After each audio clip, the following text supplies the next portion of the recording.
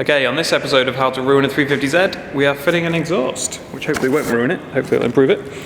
It's this Invidia Gemini catback system, so it starts from the cats and goes backwards, all the way to the tips. I'll show you what the state of the car is at the moment. No exhaust on the back, and yeah, we've got it off all the way up to the cats. So these are the catalytic converters, and you can see that I had a little bit of fun with this bolt, as it's now missing. The other ones all went off fine, like they all came out fairly easily. And then the last one, typically rounded. So I had to drill it and file it out. I've made a bit of a mess of it, but I think we can rescue that hopefully. So it looks like a pretty nice system, this one. Some sexy welds on it. Don't know if you can really see that at all, but yeah, it all looks pretty high quality. Unfortunately, I've not got any like proper sort of clips from before. Like I can't go out now and do it before and after, because we've already taken out the exhaust off. I'll show you what it sounds like with the exhaust off completely.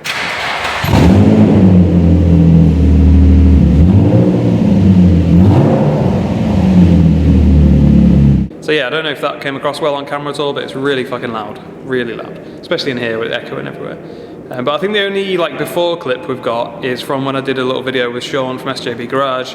He filmed me just driving past, and then we filmed him driving past just to compare the two cars when mine was completely stock. So I'll see if I can grab that clip off him, and we'll use that as like a before and after. I'll warn you now though, it's fucking silent before. Like, you don't hear anything. When you're in the car, you don't hear anything, and even like outside when you drive by. I was like full throttle, second gear, and he said like you just can't hear anything at all. He thought I was just like cruising past slowly. But yeah, so hopefully this will make a big difference. Obviously the back of the car is stripped out now as well, so when you're in the car, you'll hear it a lot more anyway, but this should make a difference to how it sounds outside as well. So with all that said, let's start fitting it.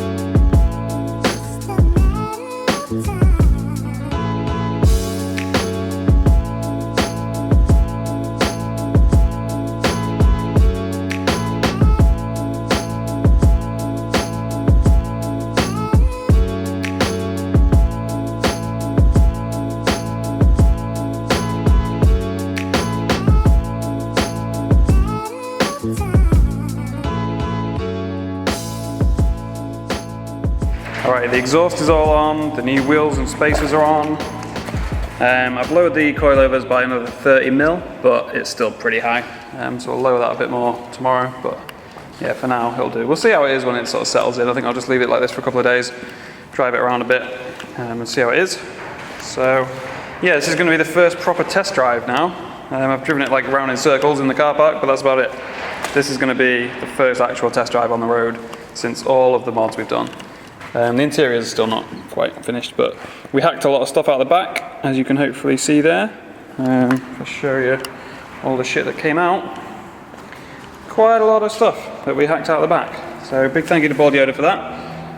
I did try and do it on my own. I did a kind of terrible job, so he offered to come and do it properly.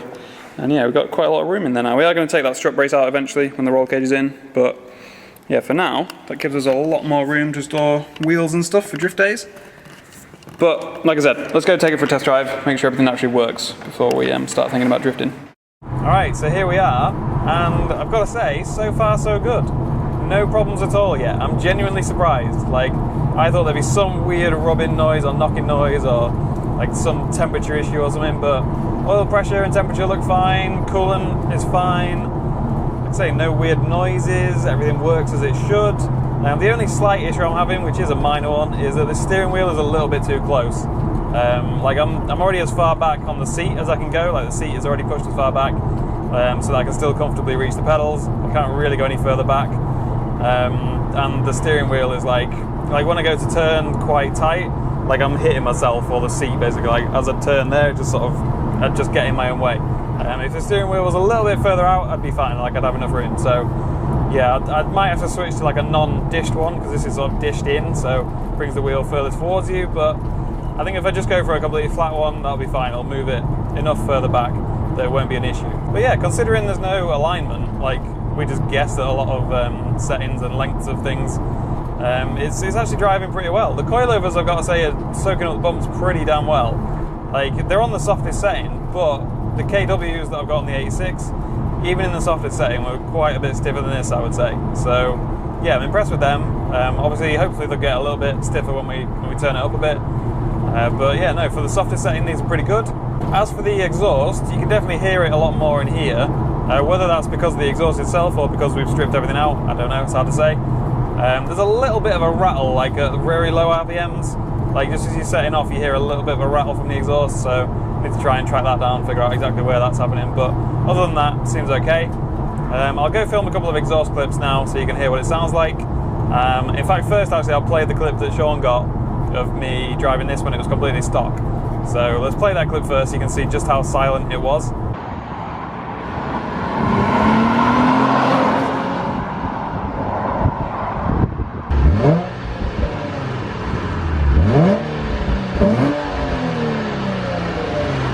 So yeah, now we'll play a clip of it driving past with the new exhaust. Second gear, same sort of speed as the clip that Sean did. So let's see if it sounds any different. Hopefully it does.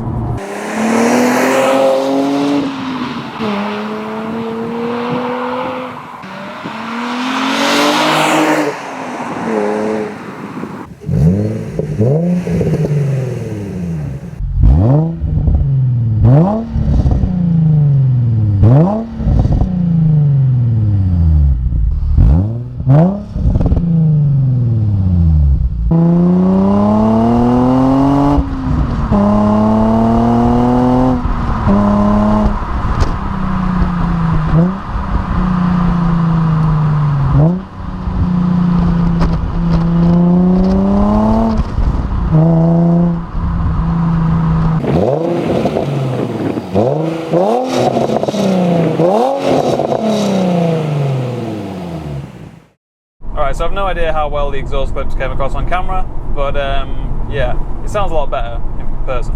I have just discovered one issue though, and that is that when I'm driving along, every now and then, like probably every sort of 5 or 10 minutes, something like that, the power just kind of cuts out for a split second, and like the revs drop and the speedo drops, and then they come back up.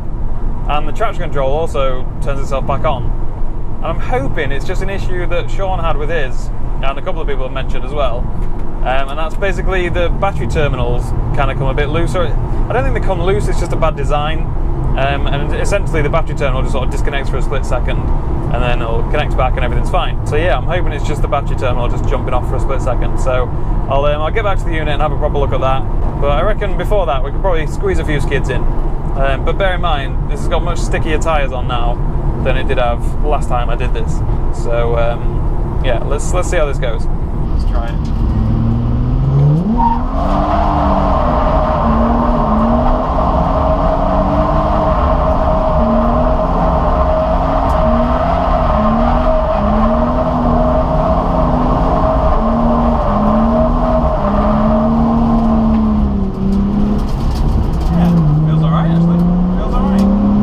Well, that went better than I expected. The only problem with that was the front end feels a little bit soft and a bit sort of, I don't know how to explain it, a bit wobbly, a bit inconsistent.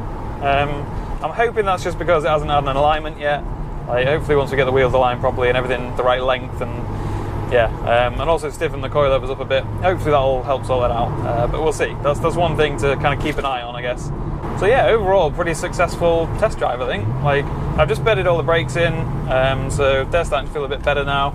I'm finally getting used to the indicators being on the wrong side as well, or the other side, should I say. Finally getting used to that.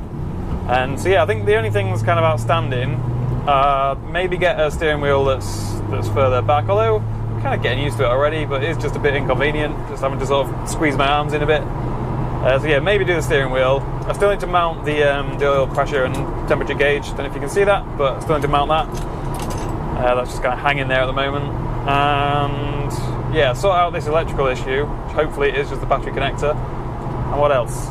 Stiffen the coilovers up, lower them a little bit. Yeah, I think that's it, and then we'll be pretty much ready for the drift day. Like, there's obviously still loads of other mods and stuff that we're going to do, but like I say, we're not getting everything done before this first drift day. Still on the stock diff, still obviously got normal seatbelt, not harnesses, still no roll cage, still the clutch and the flywheel to do. There's loads of other little bits and bobs that we're going to do, but we've got kind of the basics done.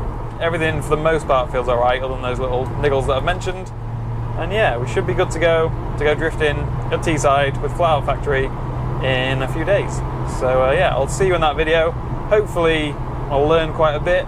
It already, like, even just from doing little skids and stuff around private roundabouts, it already feels quite different to the 86. Like, I'm gonna have to change my inputs quite a lot compared to what I'm used to, but I'm looking forward to it. It's a bit of a challenge, you know. It's a bit like I just rely on the power and the angle in the 86, and yeah, it'd be nice to do it without all that. Well, obviously it's still got a bit more power than some drift cars, but you know what I mean. It's not crazy amounts of mid-range torque like the 86 is. But yeah, be sure to tune in and watch me fail miserably. I'll see you there. Let's throw in some bonus M4 burnout clips, because I filmed it and I haven't really got any video to put it in, so you can just watch it now. This was just before I replaced the discs and pads and tyres on it, so don't worry about the rear brakes getting shagged.